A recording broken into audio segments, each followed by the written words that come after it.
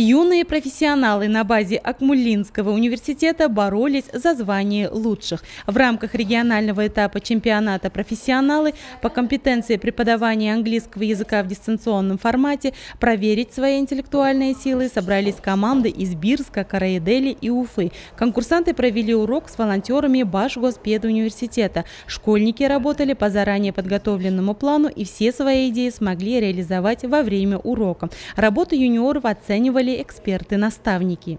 Сегодня еще у нас следующее задание, и предстоит сделать письменную работу на знание английского языка, а завтра они разрабатывают свою собственную онлайн-платформу для своих учеников. Участники настроены очень по-боевому, так скажем, да, настроение хорошее.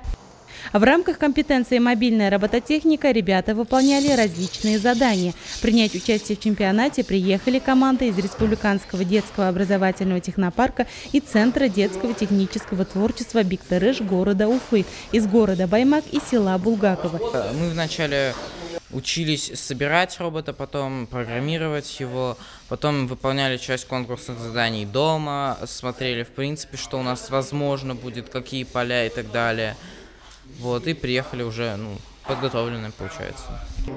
Задания по робототехнике разделены по модулям на выявление межличностных отношений, техническое описание роботов, составление журнала, выполнение простейших задач, использование ультразвукового датчика, сборку робота. Как отмечают организаторы, участники чемпионата очень талантливы и настроены на победу.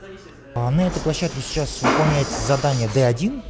Это одно из сложнейших заданий. То есть вот фрукты помещаются на дерево, и робот должен будет с дерева снять фрукт и поместить его в одну из корзиночек. Победителя будут определять по выполняемости заданий. То есть если задание выполнил, то получил некоторые баллы. Разные задания составляют разные баллы. То есть чем сложнее задание выполнено, тем больше баллов получил. И по итогам будет составлена таблица итоговая, и где будут вывешены результаты.